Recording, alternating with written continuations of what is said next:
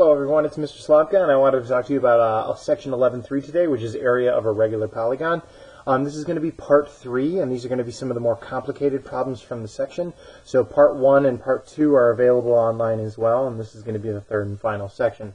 So area for a regular polygon, just as a quick review, I've got your formulas right up here, and we've got two different versions. So the first version is the one that you saw when you saw the last video on part 2, and that is 1/2 times the apothem times the perimeter. Or the other version of that is 1/2 the apothem times, instead of the perimeter, you can do the number of sides times the length of each side. I've got a little drawing right here to remind you about that. Here's your apothem, which is once again going to be this distance right here, and it's always perpendicular. And your side length is right here. To get the perimeter, you would need to add up all of the side lengths all the way around, or you can use the number of sides times that one's individual side length. Okay, here's a little write-up on that apothem just to make sure we're clear as well. The distance from the center of our picture, which is going to be that guy right there, and it's going to be to any of the sides. Now remember that when you're talking about a distance, you always want to refer to the shortest distance. So that means it's going to go from the center to the side in the shortest way possible, which means it will be perpendicular. It is also going to be the altitude of any of these interior triangles that are formed when you create the radii. Speaking of which, let's talk about this last guy, central angles. So the central angles of these triangles that are formed right here is going to be an angle that is formed by two radii. I'm going to spell it as radii because that's the plural, not one radius, but two radius. The difference between the apothem and the radii is that the radius is going to go from the center to a vertex, and the apothem is going to go from the center to the side itself. The apothem is going to be shorter, and the radius is going to be a little bit longer.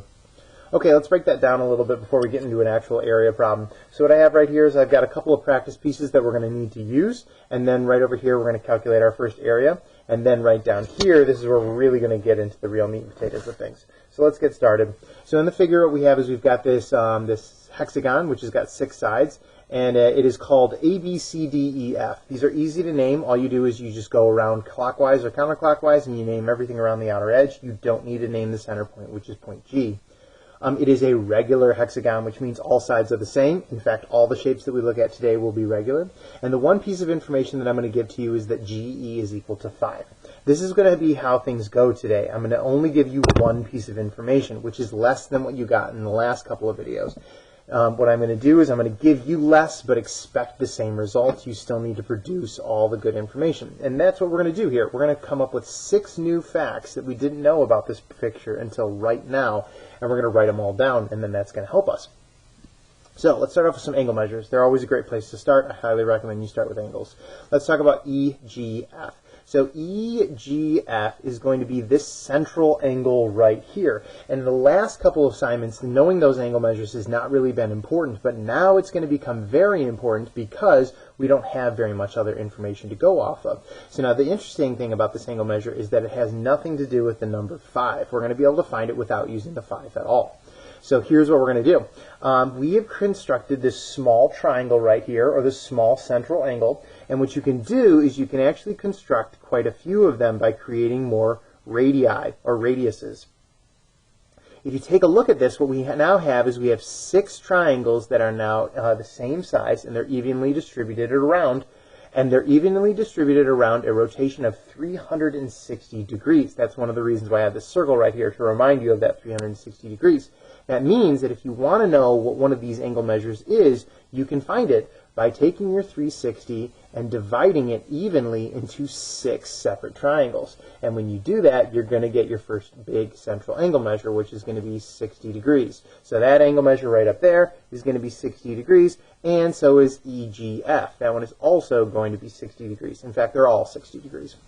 Now let's break that down. Next one is EGH. So now EGH is only a portion of that. That is actually formed by a radius and the apothem right there, and so that is only a portion of the 60 degrees. Specifically, it's half. The apothem is going to bisect that central angle each time. So to get that, that portion of that angle right there, all you need to do is divide it by 2. And that will give you a new angle measure. This one's a particularly important one. We're going to use that one a lot because it uses both the apothem and the radius. Let's do our last angle measure. HEG. This one's a really great one to know, and that is going to be this little guy right here in that corner right over there. This one, what we're going to do is we're going to use a simple triangle fact. So in this triangle that we're looking at right here, we know we have a 90-degree angle because that's how an apothem is formed, using a 90-degree angle. We also know we have a 30-degree angle up here at the top, which means that our third angle is easy to find if we use our triangle sum theorem. 180 minus 90 minus 30 is going to give you 60 degrees. That might sound familiar to you. Have you ever heard of a 30, 60, 90 triangle before? That's what we actually have right here. This is a very small 30, 60, 90 triangle. Okay, let's bump it up. So now, once we've come up with some information about angle measures, now let's talk about side lengths for a little bit. And this time we will need to use the 5. So now let's talk about GH right here. I have a couple of different ways to get GH. One I think is better and one I think is faster. So let's talk about those two ways. GH is the length of the apothem. And if we're going to be calculating area, which is what I've asked you to do today, we're going to need to know what the apothem is. So that means it's going to be very important for you to be able to find this information if it's not given to you. And in our case, it was not. So we're going to be finding the apothem in this case right here. So let's do it. Okay, so now the apothem, like I just got done mentioning, is part of a triangle. And that triangle is formed from the apothem, which we do not know. It also has this length right here, which is going to be our radius of 5, which we do know. And it also has a couple of angle measures that we know, including this 30-degree angle that we had found earlier in part B. So great. So now that you have all this information right here, what you can do is you can work with this small triangle. And that small triangle has a lot of options. So one of them, and the one that I think is the best, is the option of SOHCAHTOA.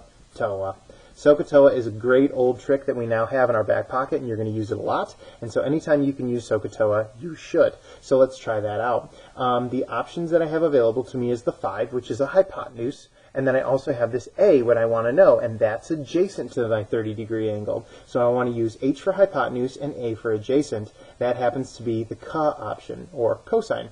So we're going to do the cosine of 30 degrees. And when we do the cosine of 30 degrees, it's going to be equal to that apothem over the hypotenuse. To solve this is very easy. You need to get the A by itself, which means I need to move the 5 to the other side. You can either cross multiply, or you can just simply multiply by 5 on both sides, and it'll work out really well. 5 times the cosine of 30 is what you're going to type into your calculator, and you're going to get a decimal. When you get that decimal, it's going to be 4.33. Make sure you're practicing with your calculator while I'm doing this to make sure your calculator is spitting out the correct answer. It is possible that your calculator gives you the wrong answer, and you need to watch out for that. The other option that is available to you is special triangles for this problem right here. If you wanted to find GH a different way, you can use special triangles. And special triangles requires you to remember what a special triangle looks like. So right here, what I have for you is a special triangle with the 2, the 1, and the root 3.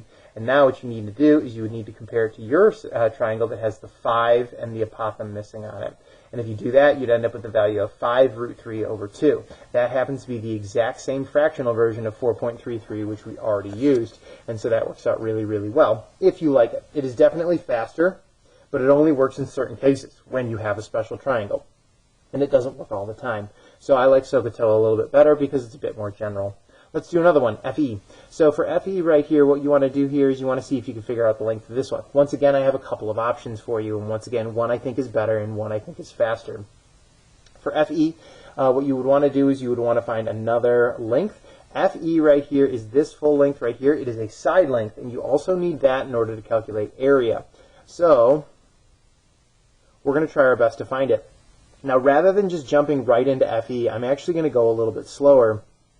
What I'm going to do is I'm going to go back to this triangle that I had earlier with the side length of 5 and the 30-degree angle and the 90-degree angle, and I'm going to try to find EH to begin with. And the reason why I'm going to try to find EH is because EH is part of EF or FE, and so that's going to be a great place to start. This is another SOHCAHTOA question. So now this time what I would use is I would use opposite and hypotenuse, or sine. Sine of 30 degrees is equal to x over 5. And once again, you could either multiply by 5 on both sides or cross multiply, and you're going to end up with 2.5.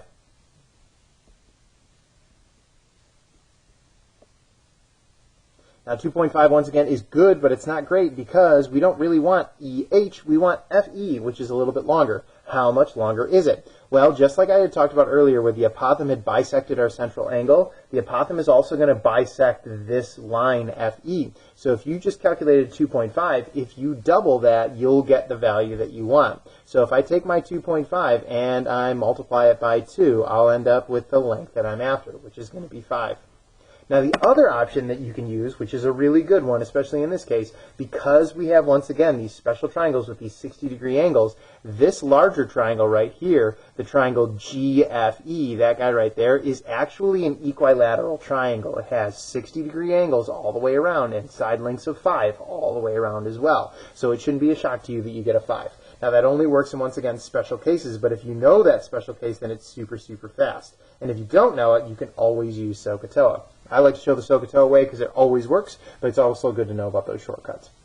Last piece, and the reason we're here today, let's see if we can calculate an area. So now that we've already calculated apothem and we've calculated side length, we should be able to calculate area very quickly. So let's do that.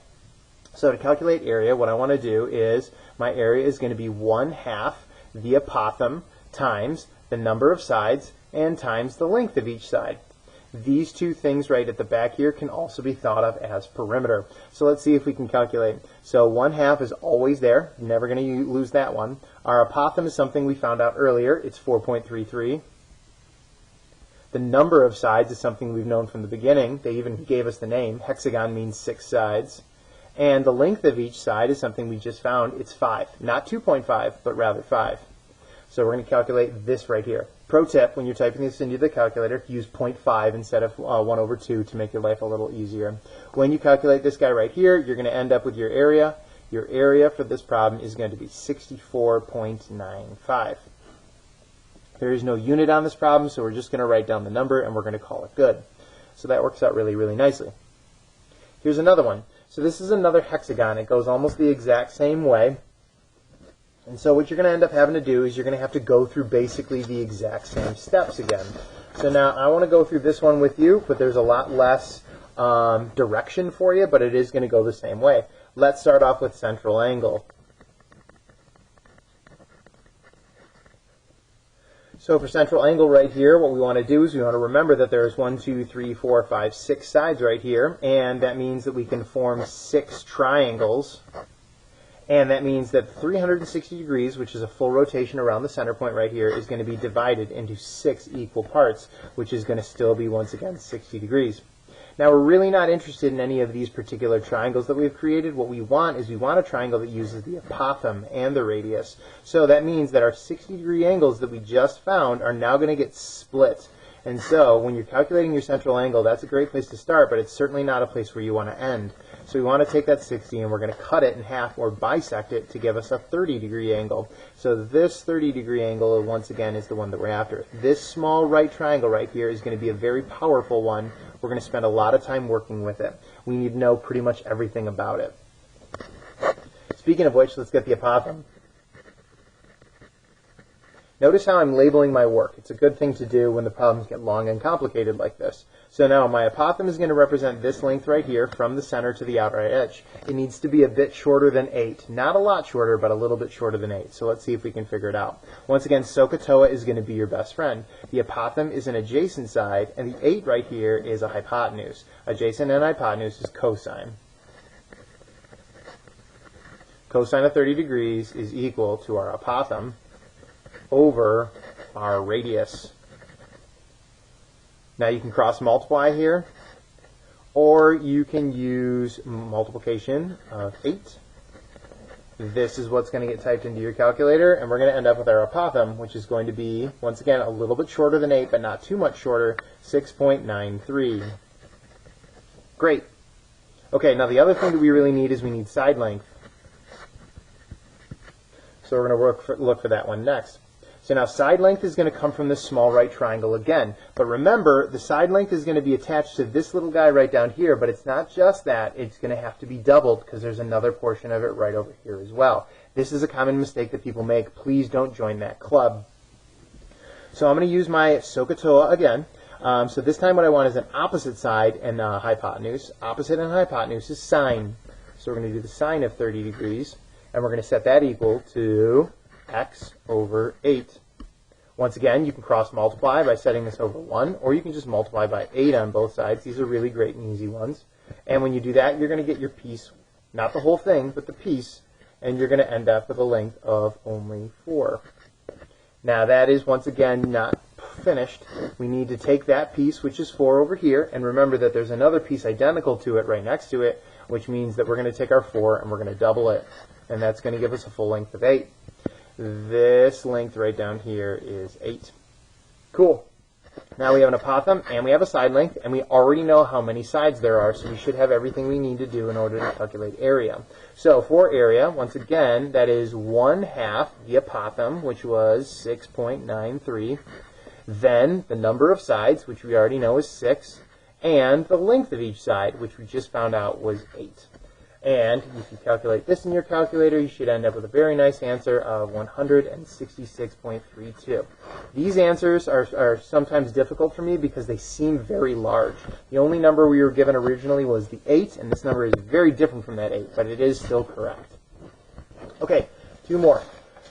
On the back side, what I have is I have a couple of examples that are a little bit different, and I wanted to point those out to you. Let me do one with you, and then you can practice one on your own. This guy right here is a 3-sided polygon, otherwise known as a triangle, and it is still regular. Notice how it says equilateral right here. Now what I've done right here is I've given you the apothem of a triangle, which is not something you usually get, but in this case we're going to have it. We're going to go through the same exact steps though. Central angle, apothem, side length, area. So let's see if we can get that information. So let's start with central angle. So central angle, there's only 3 sides this time, and so if you create the radii for this picture, you'll notice there's 3 large isosceles triangles. So 360 divided by 3 will give you your first and only central angle, which is going to be 120. Now that's very good, but please remember that you really don't want the full central angle because it's too big. You want to bisect it. So we're going to take our 120, and we are going to cut it in half, and that is going to give us an angle measure of 60 degrees. So this guy right here is 60 degrees. Perfect. Next, apothem. Now here's where things get great. In this particular picture, they gave you the apothem. I had said earlier that I would only give you one fact today, but that fact can be different each time. This time I'm actually giving you the apothem, which is really, really great. So you don't have to work on that one at all. It is the distance from the center to the side, and it is perpendicular. It is the shortest distance possible. Perfect. All right, let's get the side length. So now the side length right here is going to be the length from B to C. We're not going to start with that length, though. We're going to find B to E to begin with, and then we'll double it to get to C. So let's work on that. So once again, as we've been doing, we're going to be focusing on this triangle. The angle measure we have is 60. The first side length we know is 5, which is an adjacent. And then the other side we want to know is this guy right down here, BE, and that is an opposite side. So which of our choices, the SO, the CA, or the TOA, uses opposite and adjacent? And that would be tangent this time. The tangent of 60 degrees. So now the tangent of 60 degrees is going to be opposite first over the adjacent second.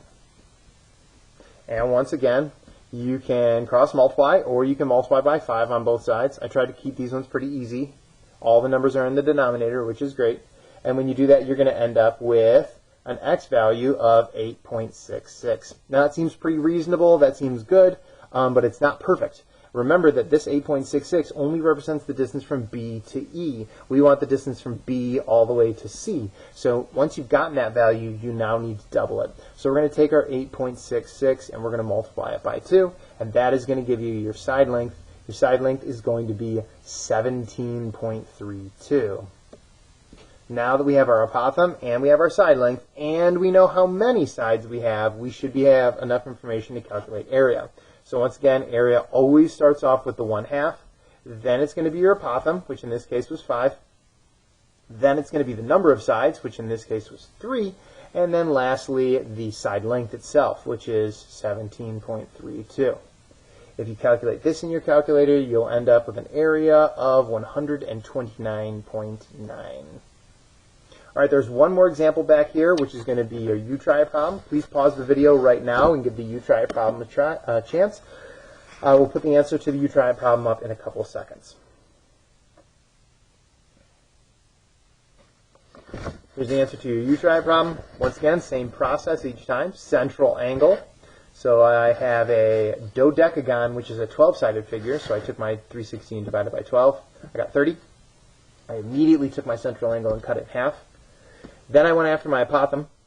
Apothem right here was going to be found using this small sliver of a triangle that I got from my picture right there. It has a side length of 5 down here and a 15-degree angle, and I used tangent. After that, I got my apothem. The next thing I needed was side length, and they actually gave it to me, so I didn't have to work very hard for side length. It's just 10. And then I calculated. Dodecagon means 12. My apothem I calculated, and my side length was given to me. Here is your area right there. Okay, so once again, only one piece of information today, so you're going to have to use a new trick, and that new trick is usually going to be SOHCAHTOA or special triangles. Please give one of your teacher an email or talk to them during Zoom if you have any questions at all.